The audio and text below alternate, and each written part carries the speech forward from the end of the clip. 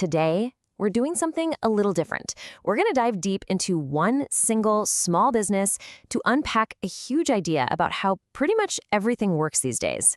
We're talking about the modern storefront. So, let me ask you this. What story does a storefront really tell? I mean, when you walk down the street, you see the signs, the windows, the doors. But what are they actually saying? It's way more than just a name and some opening hours, right? There's a whole story there. And today, we're going to learn how to read it. All right, let's get into it. To really wrap our heads around this big picture idea, we have to go small, like really small. We're going to zoom way in on one specific example. So, let's meet Candy Salon. And here it is. You know, at first glance, it probably looks like 1,000 other small businesses you'd see on any busy street.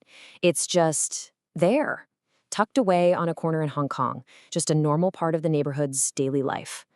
But for us, today, this is our laboratory. Okay, so first things first.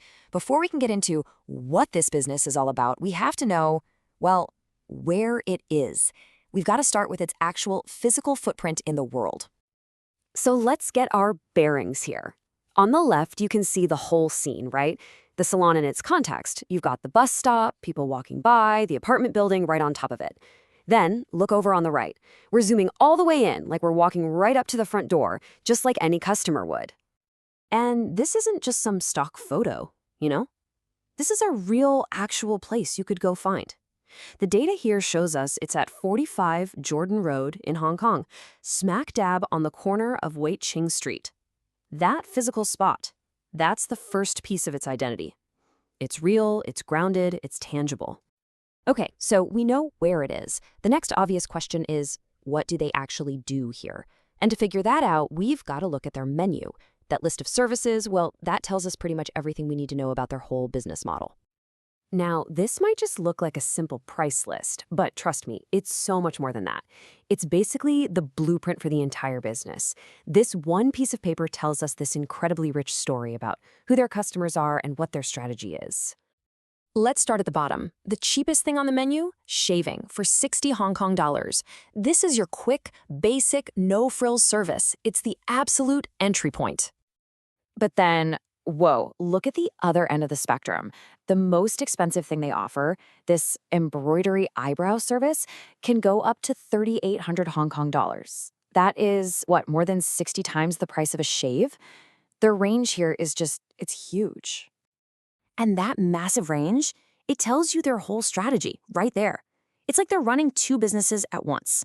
On one side, you've got the everyday essentials, the quick, cheap stuff for the local regulars. But on the other side, you have these transformative treatments. These are the big-ticket, high-profit services for people who want a serious, luxurious upgrade. It's a business model that's built to serve two completely different types of customers, all under the same roof.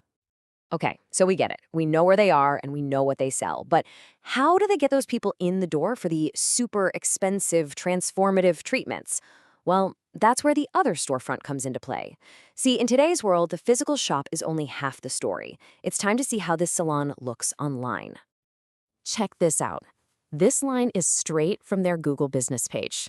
A sweet escape from everyday stress. Just think about that phrase. A sweet escape. It's not selling you a haircut, is it? It's selling you a feeling, an experience, an emotion. Okay, now hold that phrase in your head for a second. A sweet escape. Got it? Now let's look at the actual front door again. It's a simple doorway, it's functional, it's on a busy street, and that contrast is what's so fascinating here, right? The difference between the practical, real-world place and the emotional promise they're making online. So how do they build that online vibe? It's all about the words they pick. Seriously. Look at the keywords they use in their online description. Chic, vibrant, luxurious, innovative. This isn't just them describing their salon. This is brand building 101. They're trying to plant an idea of the salon in your head, an idea designed to get you hooked long before you ever step foot on that street corner. All right, let's pull back for a second and put all these pieces together.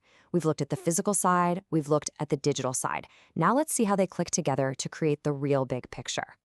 So here's the key takeaway, the whole point of this. Candy Salon doesn't just have one storefront. It has two. You've got the physical one on Jordan Road, and you've got the digital one that lives on Google, on social media, everywhere online. And honestly, this is true for pretty much every local business out there today. And these two storefronts, they have totally different jobs. The physical storefront, it's all about the practical stuff. Location, convenience. It basically answers the question, what do you do here? But the digital storefront, that's aspirational. That's about crafting a brand, creating a feeling. It's answering a different question. Who are we? And how will being here make you feel? One is about the what, the other is about the who. And they have to work together to give you the full story. So we use this one little salon in Hong Kong to pull back the curtain on this dual identity. But this exact same dynamic, the physical versus the digital, the practical versus the aspirational, it's happening on your street, in your city, right now. So the next time you're walking around your own neighborhood, I want you to really look. Pay attention to both storefronts. What stories are hiding right there, in plain sight?